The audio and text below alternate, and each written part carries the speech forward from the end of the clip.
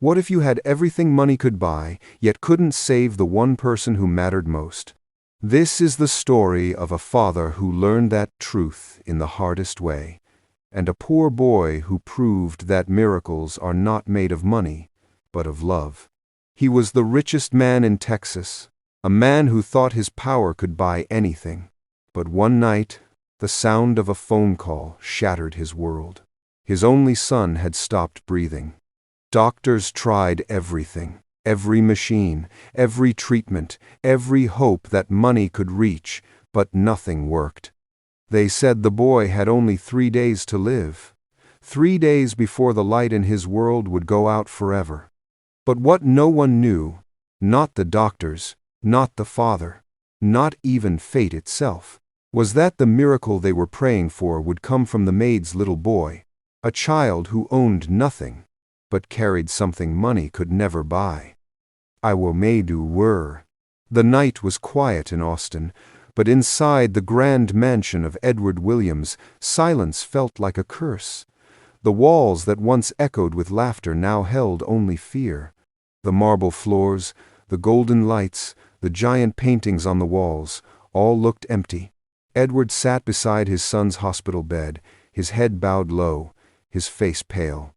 Machines beeped softly beside Tyler, each sound like a reminder that time was running out. Tyler was only 12. His small hand lay motionless on the white sheet, a thin tube taped to his wrist. His face, once full of color, now looked pale as snow. Every few seconds, his chest rose weakly, like a tired wave trying to reach the shore.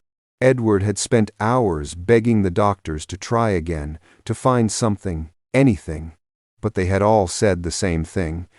"There is no cure, sir. We can only make him comfortable." Those words broke something inside him.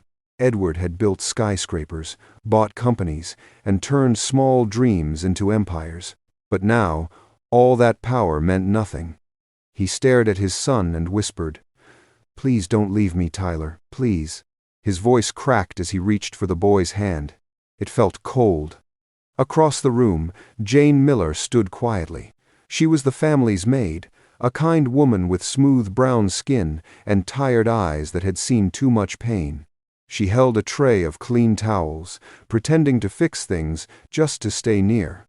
She had known Tyler since he was 5, had seen him grow from a shy boy into a bright soul who smiled at everyone. Watching him like this felt unbearable. She turned away quickly, blinking back tears.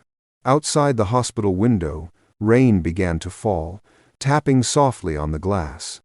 Jane whispered a silent prayer. "Lord, please help this boy. Please don't let him go." Back at the mansion, her little boy, Patrick, sat alone in their small servant room. He was only 11, small for his age, with gentle eyes full of curiosity. He had made a paper bird that afternoon, the kind Tyler always liked.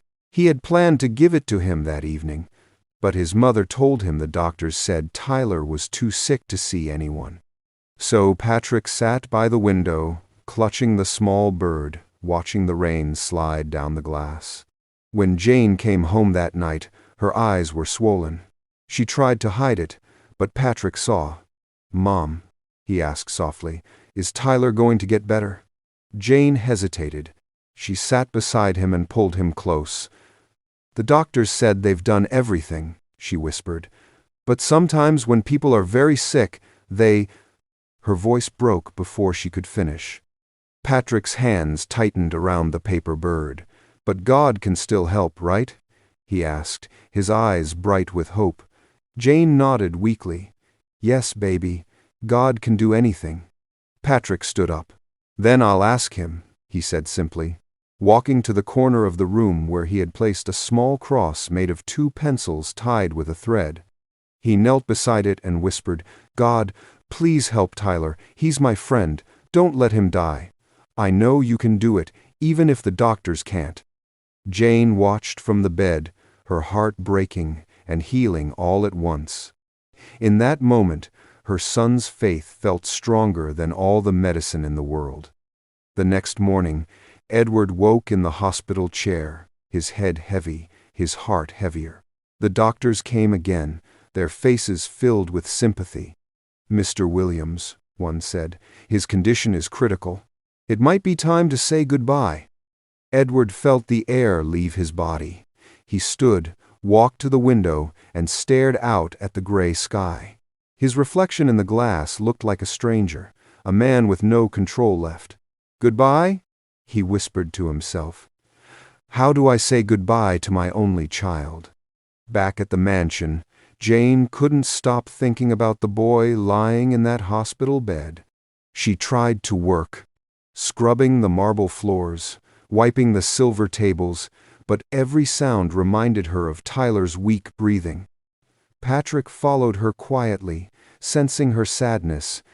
By evening, she sat on the edge of her bed, whispering another prayer.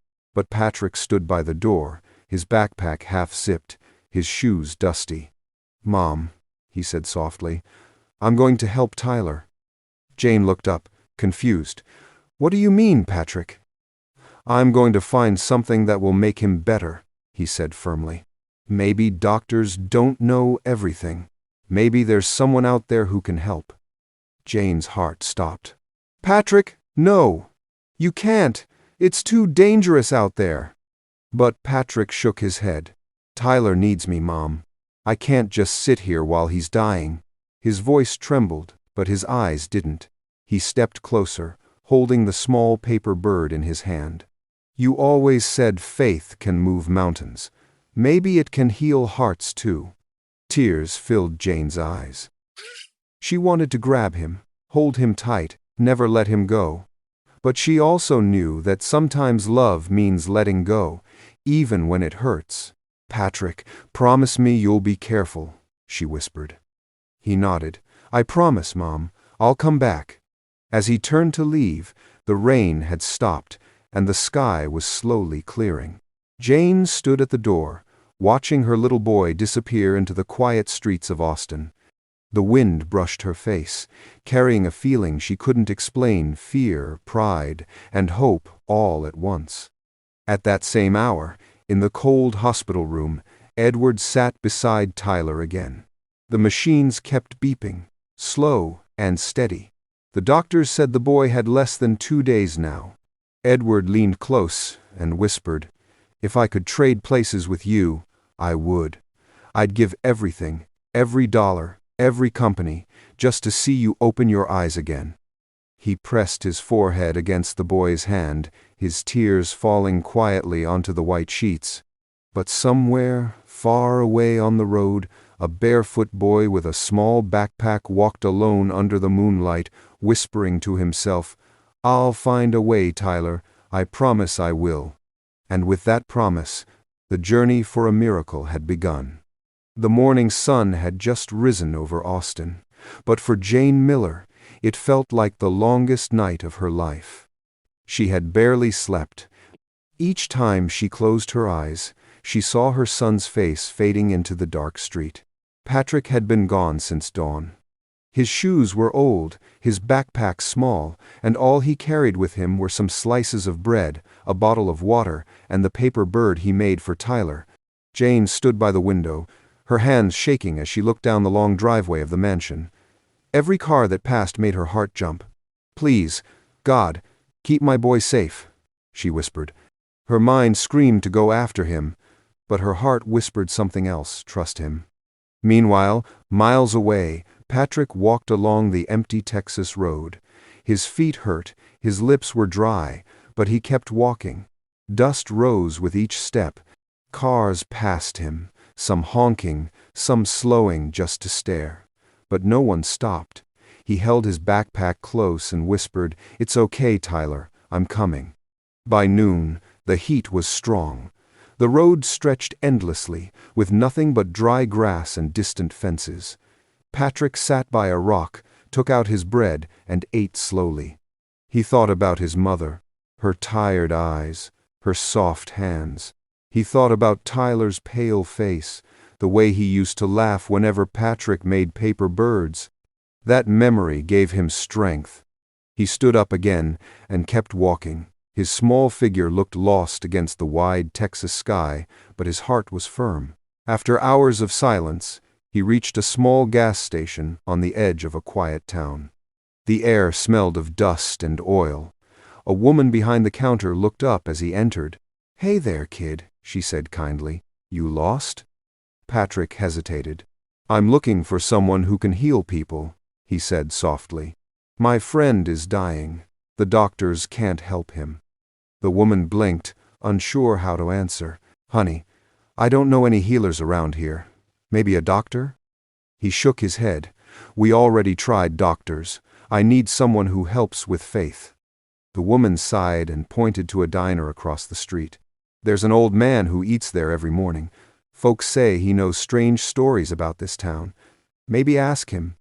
Patrick thanked her and crossed the road carefully. Inside the diner, the smell of coffee filled the air. An old man sat by the window, his face wrinkled, his gray beard resting on his shirt. Patrick walked over shyly. "Sir, can I ask you something?" The old man looked up, surprised. "Well, go ahead, son." Patrick took a deep breath. "Do you know anyone who heals without machines? Someone who can fix what doctors can't?" The man studied him for a long moment, his eyes narrowing with curiosity. "That's a big question for a small boy," he said quietly. "Why do you ask?" "My friend is dying," Patrick replied. "He's only 12. The doctors said he has 3 days, but I don't believe that's the end. I think there's someone out there who can help him." The old man leaned back, thinking. After a long pause, he said, "There's a story, son, about a man who lives deep in Pine Ridge Forest, far from here. Folks call him the Keeper. Some say he's a healer. Others say he's just a lonely old fool. No one knows for sure." Patrick's eyes lit up. "How do I find him?" The man chuckled softly. "You don't find him easy. The forest is wild, full of snakes and steep hills. But if you're brave enough, follow the dirt road west from this town, past the windmill. When you hear running water, you'll know you're close." Patrick nodded, determined. "Thank you, sir." The man looked at him again, frowning. "Son, you're too young to be out here alone." "You sure about this?" Patrick smiled faintly. "When someone you love is dying, you stop thinking about what's easy." The old man didn't argue. He reached into his coat and handed Patrick a small flashlight. "Then take this. It gets dark early in those woods." Patrick thanked him and left. Outside, the sky was turning orange. He started walking again, his legs weak but his heart strong. He passed fields, fences, and empty barns until the road turned to dirt. The sound of crickets filled the air. Back in Austin, Jane was pacing the small servants' quarters. She had called every police station, pretending not to be afraid, but no one had seen an 11-year-old boy walking alone. Her heart ached with worry. She sat by the small wooden cross on their table and whispered, "Lord, if you sent him on this path, please guide his steps." Meanwhile, in the hospital, Edward Williams hadn't left his son's side. The doctors said Tyler's heart was slowing. Edward sat quietly, his hand on the boy's chest, feeling each faint movement. The silence of the room was unbearable. His assistant entered softly. "Sir, the press is waiting outside. They want a statement." Edward didn't even look up. "Tell them there's nothing to say," he said coldly. "They can write whatever they want." For the first time in his life, Edward felt powerless. Money couldn't buy breath. Power couldn't command time. He closed his eyes and whispered, "If there's anyone out there who can save him, please, God, send them." Miles away, Patrick reached the edge of Pine Ridge Forest. The trees were tall and thick, their branches blocking the fading light. He stood still for a moment, fear creeping in. The road behind him was empty, but the one ahead was dark and unknown. He took a deep breath and stepped forward. Each crunch of leaves under his feet echoed like a drum in the quiet forest. He used the small flashlight the old man gave him. its beam cutting through the dark. He followed the sound of water, just as he was told. After an hour, he came across a stream that sparkled faintly in the moonlight. He knelt beside it, cupped his hands, and drank. The cold water burned his dry throat, but filled him with strength. He whispered again, "Please help me find him." As he stood to keep walking, a faint light flickered between the trees ahead. It wasn't the moon, it was something else, something soft and steady. Patrick followed it, his steps slow but sure. The forest grew quieter, almost peaceful. And then, there it was, a small wooden cabin beside a waterfall. Smoke rose gently from the chimney, and the air smelled of herbs. Patrick's tired eyes filled with tears of relief. He had found it.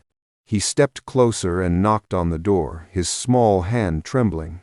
From inside, a deep voice answered, calm and slow.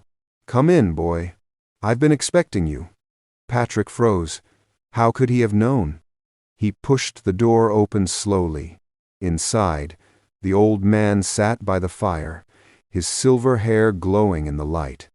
And as their eyes met, Patrick felt something shift inside him, a strange peace, like he had finally reached the place where miracles begin.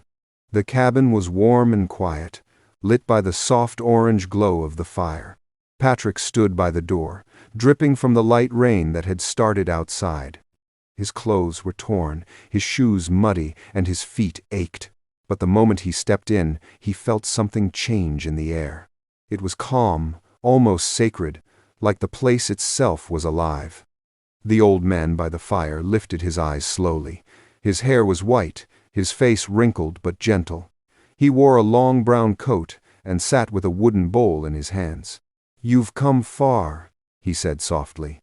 "Most grown men wouldn't have made it this far through the forest." Patrick nodded shyly. "I had to," he said. "My friend is dying." The old man studied him quietly for a while, then motioned toward a chair. "Sit, boy. Warm yourself." Patrick obeyed. He sat near the fire, stretching his cold hands toward the flames. The smell of herbs filled the room. Strange bottles lined the shelves, and dried flowers hung from the ceiling. Everything looked old but cared for. After a long silence, the man spoke again. "Tell me your story." Patrick took a breath. "His name is Tyler. He's 12. The doctors said he has only 3 days to live. They tried everything, but nothing worked. I thought maybe someone like you could help him." The man raised an eyebrow. "Someone like me?" Patrick nodded. "People in town said you heal without machines, that you help when doctors can't."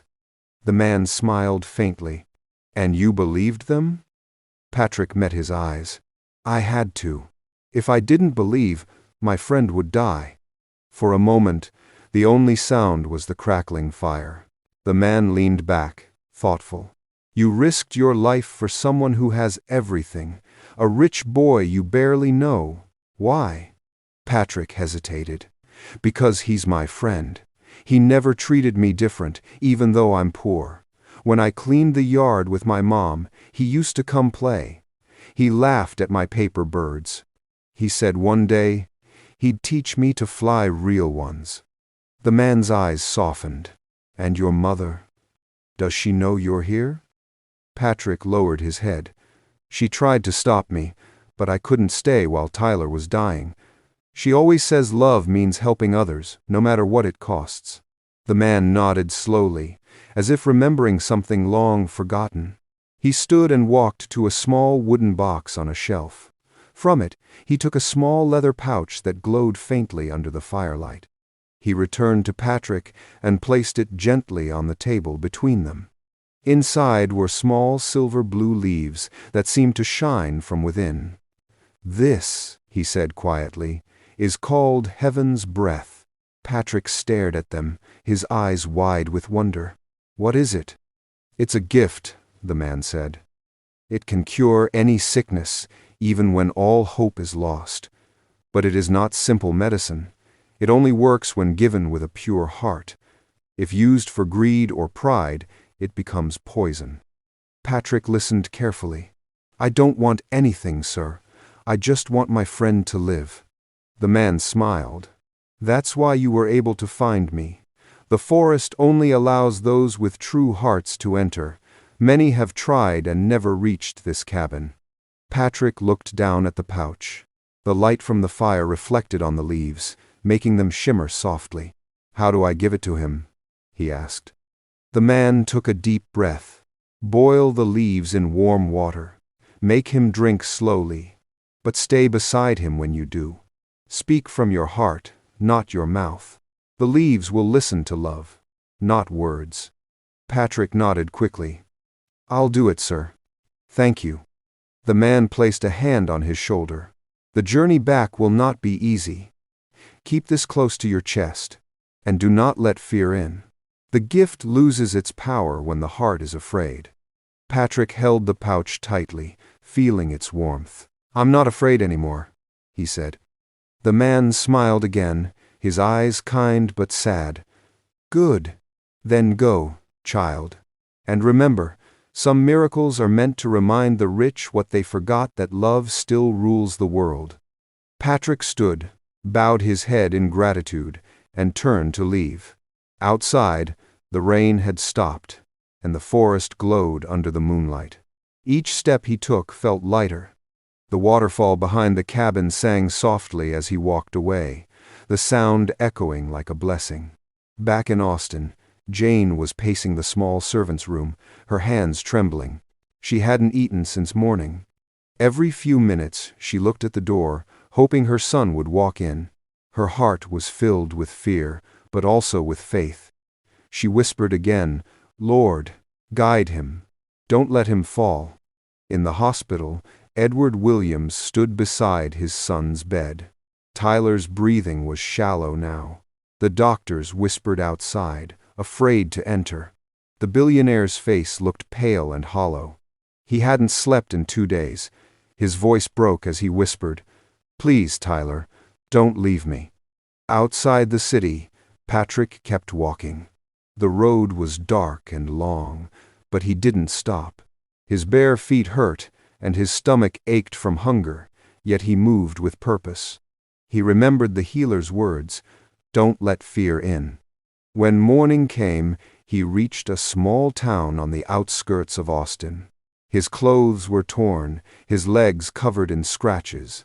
People stared as he passed, but he didn't care. He stopped by a public tap, filled his bottle, and washed his face.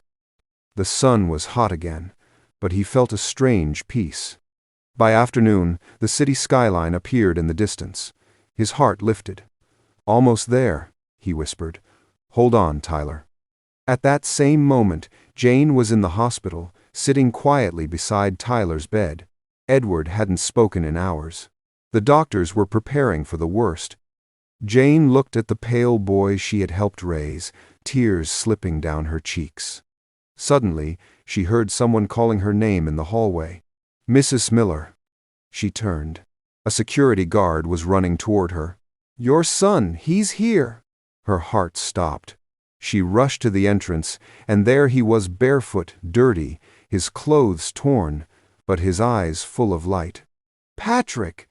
she cried, falling to her knees and hugging him tightly. "Where have you been? I thought I lost you." Patrick pulled back, breathing hard. "Mom, I found it," he said, showing her the small pouch. "I found the cure." Jane stared at it, trembling. "What are you talking about?" "There's no time," Patrick said quickly. "We have to save Tyler now." Edward appeared in the hallway, confused and exhausted. "What's going on?" he asked. Patrick turned to him, clutching the pouch. "Please, sir, let me try, just once." Edward looked at the boy, seeing the dirt, the wounds, the fire in his eyes. For a moment, he wanted to say no, but something deep inside him, maybe hope, maybe faith, made him step aside. "Do whatever you have to do," he said quietly. Patrick held the pouch to his chest and whispered, "Thank you." As they entered the room, the machines beside Tyler beeped weakly. The boy's skin looked pale, his lips dry. Jane's hands shook as Patrick took a glass of warm water and dropped the leaves inside. The water turned a soft blue glow. Patrick knelt beside Tyler's bed, lifted his head gently, and whispered, "Please fight, Tyler. You promised to see the sunrise with me." He held the glass to Tyler's lips. The boy's throat moved faintly as he swallowed. For a moment, nothing happened. The room went silent. Edward closed his eyes, unable to watch. Jane covered her mouth, trembling. Patrick lowered the glass and whispered again, "Please, God, let this work." And then, suddenly, Tyler coughed. Once, twice. The monitors beeped faster. His chest began to rise stronger, his color returning. The nurses ran in, shouting in shock. "His heartbeat is normal. He's breathing." Jane gasped. Edward froze, his eyes wide with disbelief. Patrick smiled through tears, whispering, "I told you, Tyler. You're not leaving yet." For the first time in 3 days, hope filled the room. Morning light poured through the hospital window, soft and golden, as if even the sun wanted to see what had just happened. The room that once felt cold and lifeless was now filled with warmth and quiet wonder. Tyler lay awake, his eyes half open, his breathing strong and steady. The same boy who was supposed to die 3 nights ago was now sitting up, holding his father's trembling hand. Edward Williams stood frozen beside the bed. He had not moved for minutes. His eyes were fixed on his son, afraid that if he blinked, the miracle would disappear. A tear slipped down his cheek before he even realized it. "Tyler," he whispered, "can you hear me?" The boy nodded weakly. "Dad," he said softly, his voice barely a whisper, "I'm hungry." Jane gasped, her hands covering her mouth. The nurses began to cry quietly, unable to believe what they were seeing. The doctors rushed in, checking the machines again and again, but everything was normal. "His vitals are perfect," one of them said in disbelief. This isn't possible." Edward turned to Patrick, the small boy standing quietly by the window. His clothes were still dirty, his face covered in scratches, but his eyes glowed with calm. Edward knelt down in front of him. "How did you do this, son?" he asked, his voice breaking. Patrick looked down, clutching the empty pouch in his hands. "I didn't do it alone," he said softly. "Someone helped me, but he said it only works if your heart is pure. I just wanted my friend to live." Edward stared at him for a long moment, then reached out and hugged him tightly. "You saved my boy," he whispered. "I owe you everything." Jane wiped her tears, smiling faintly. She walked to her son and touched his shoulder. "You did what no one else could," she said gently. "I'm proud of you, Patrick." By afternoon, the news had spread across Texas. Reporters crowded outside the hospital, cameras flashing, microphones raised. Headlines on every channel read, "Billionaire's son healed overnight, doctors baffled." Inside the hospital, Edward held a press conference. He stood beside Tyler, Jane, and Patrick. His voice was strong, but his eyes were still wet.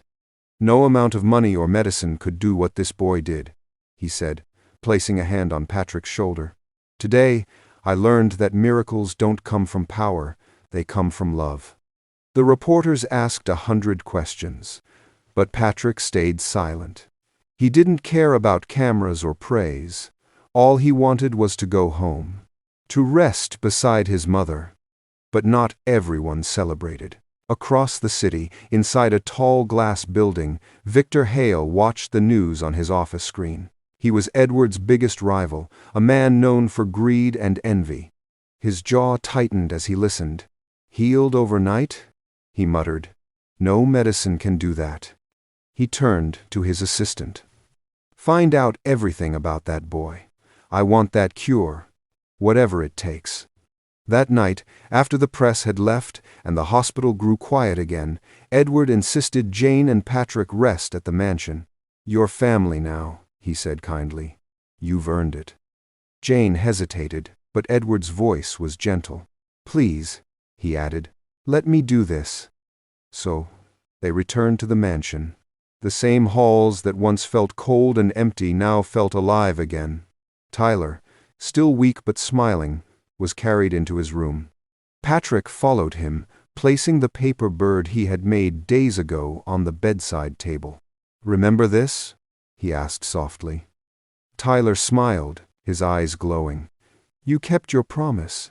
You said we'd see the sunrise together." Patrick nodded. "And we will." Jane stood in the doorway, her heart full. For the first time in years, she felt peace. But outside the mansion gates, danger was quietly approaching. 3 dark cars parked along the empty road.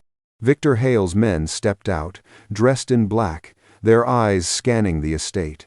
One of them whispered, "He said the boy has it. We find the pouch, or we bring the boy." Inside, Jane was helping Patrick wash his hands when she heard a faint sound footsteps near the kitchen window. She froze. "Patrick," she whispered, "stay behind me." Suddenly, glass shattered. A masked man climbed through the window. Jane screamed. Another man kicked the door open. The sound echoed through the mansion. "Where's the boy?" one of them shouted. Patrick's heart raced, but he stayed behind his mother. The men grabbed Jane's arm, pushing her aside. She fell hard but kept shouting, "Edward! Guards!" Upstairs, Edward heard the noise. He ran out of his room, shouting orders. "Lock the doors! Protect the kids!" Tyler, hearing the chaos, tried to get up, but he was still too weak. Patrick turned to his mother. "Mom, the pouch. They can't take it." He reached into his pocket, clutching it tightly.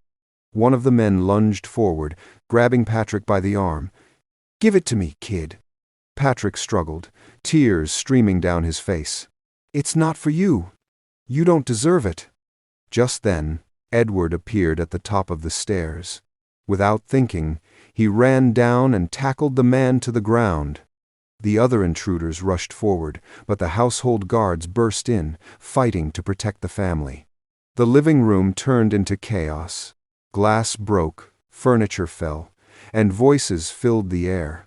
Jane shielded Patrick with her body, whispering, "Don't let go of that pouch." Outside, sirens wailed. The neighbors had called the police. Victor Hale's men tried to escape, but one was caught by security. Another was grabbed as he climbed over the gate. The leader shouted, "You'll regret this," before being dragged away by officers. When silence finally returned, the floor was covered in broken glass and scattered papers. Edward stood in the middle of it all, breathing hard. He turned to Jane and Patrick. "Are you both okay?" Jane nodded weakly, holding Patrick close. "We're fine," she whispered. Patrick looked up at Edward, his hands still holding the pouch tightly. "They wanted this," he said softly, "but it's not mine to give." Edward knelt beside him, his voice filled with gratitude. "You've already given me everything that matters, son. You gave me my child back." That night, after the police left and the house was quiet again, Edward sat in the garden with Jane and Patrick. The moonlight glowed softly on the flowers. "You risked everything for a stranger," Edward said, looking at Patrick. "I don't deserve that kind of love, but I promise I'll spend the rest of my life earning it." Jane smiled through tears. "We didn't do it for anything, sir. We did it because it was right." Edward looked toward the mansion where his son slept peacefully and whispered, "Maybe God wanted me to learn what real love looks like." Patrick leaned back in his chair, tired but smiling. "Mom," he said softly, "can we go home tomorrow?" Jane brushed his hair gently. "We'll see, baby," she said, though deep down she knew their lives would never be the same again. And as the night wind moved through the garden, the once proud billionaire closed his eyes and realized that sometimes miracles come quietly, not with noise or light, but through the heart of a small boy who believed love was enough. The next morning, the sky above Austin was calm and golden. The storm had passed, the air was fresh, and the city seemed to breathe again. Inside the Williams mansion, everything was still, except for the soft sound of footsteps in the hall. Edward walked slowly toward Tyler's room, his hand brushing along the wall, as if trying to feel that this was all real. When he opened the door, he froze. Tyler was sitting up in bed, laughing quietly as Patrick showed him how to fold a paper bird. Sunlight poured through the window, glowing on their faces. For a long moment, Edward said nothing. He just stood there, his heart swelling with a feeling he hadn't known in years. Peace. Tyler looked up. "Dad, look," he said with a smile. "Patrick's teaching me how to make one." Edward walked closer, sitting at the edge of the bed. His voice shook slightly. "That's beautiful, son." Patrick looked at him shyly. "Morning, sir." Edward placed a hand on his shoulder. "You can call me Edward," he said softly. "And thank you, Patrick, for giving me back my world." Patrick smiled faintly. "I didn't do it alone, sir. God helped me." Jane stood at the doorway, watching them. She had tears in her eyes, not of pain this time, but of joy. For the first time, her son was being treated not as a servant's child, but as a hero. The house staff whispered in awe as they passed by. Everyone had heard what happened. The story had spread across Texas, the boy who healed the billionaire's son when doctors could not. Reporters still camped outside the gates, begging for interviews, but Edward refused to open the doors. "This isn't for the world," he told them. "This is for the heart." Later that afternoon, Edward gathered everyone in the main hall. Jane, Patrick, Tyler, and the staff all stood quietly as he spoke. His voice was calm but filled with emotion. "All my life," he began, "I believed that money could solve anything. I built companies, bought land, and chased success. But when my son fell sick, all that power meant nothing. I was helpless." He looked at Patrick, then at Jane. "And then a boy, who had nothing, walked through fire to bring me back my son. A boy who gave without expecting anything in return." Jane looked down, tears falling silently. Patrick stood still, holding the small pouch he had kept safe all this time. Edward stepped closer to him. "Patrick," he said, "you have shown me what real wealth is. From this day on, you are not a servant's child. You are family. If you will let me, I want to be your father too." The hall went silent. Jane gasped, her hand over her heart. "Sir, you don't have to." Edward stopped her gently. "Please, Jane, let me do this. It's not charity, it's gratitude. It's love." Patrick's eyes filled with tears. "You really mean it?" he asked softly. Edward nodded. "I've never meant anything more." Patrick turned to his mother. "Mom, can we?" Jane smiled through tears. "If it's what your heart wants, then yes." Edward knelt and opened his arms. Patrick ran into them, hugging him tightly. For the first time, the walls of that mansion felt alive again, not with money or pride, but with something far greater. In the weeks that followed, Edward kept his promise. He funded new hospitals across Texas, naming them after the people who had taught him about compassion, the Patrick and Jane Healing Foundation. He built schools in small towns so that children like Patrick could dream beyond survival. Victor Hale, the man who tried to steal the miracle, was sentenced to prison. When asked what he wanted to do with his life now that the scandal was over, Edward replied simply, "Use it to heal what money once broke." Every evening, Jane would still clean, not because she had to, but because it gave her peace. She would stop sometimes, look around the bright halls, and whisper, "Thank you, Lord. You kept him safe." And Patrick, though young, had become a symbol of faith for the city. Reporters called him the boy who carried hope, but to him he was just Patrick, the boy who wanted his friend to live. One morning, just before sunrise, Edward found the two boys sitting on the balcony.